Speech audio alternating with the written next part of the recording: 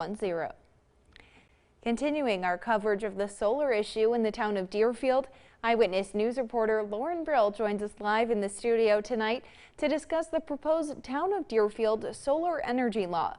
Lauren, tell us a little bit about what happened at tonight's meeting. Jamie, the town of Deerfield and the Solar Committee hope to create a law with enough limitations that residents are able to live alongside solar farm development. The purpose was to ensure that both the committee and board captured all of the residents' concerns in this law, such as mitigating the impact on wildlife habitats and hunting routes, contamination of the land, and fire safety.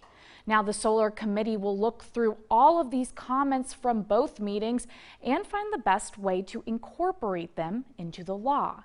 I spoke with a member of this committee, Margaret Fusco, about what these regulations will do going forward. Take a look. So this solar law, once it's adopted, will help us with applications that are 25 megawatts or smaller.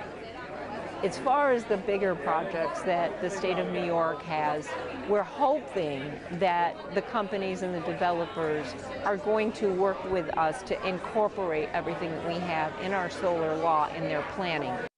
When speaking with the Borelex representative, he explained to me that this proposal establishes what the values of the community are, and he says they will take these concerns into consideration when designing their project.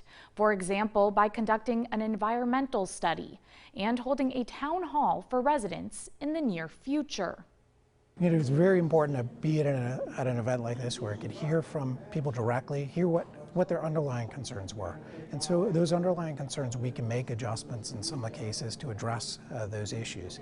And we'd like to work with the community to make sure that this works well. Our goal here is to be a good neighbor. We're invited in by their neighbors and to basically lease part of the property to us. And our intention is to be that continued good neighbor throughout. And part of the application process through the Office of Renewable Energy Siting states that if an applicant like Borelex finds the local law to be unreasonably burdensome, they do have the right to strike that portion of the law from their project. Borelex is providing both the board and the Solar Committee with their notes on the proposed law.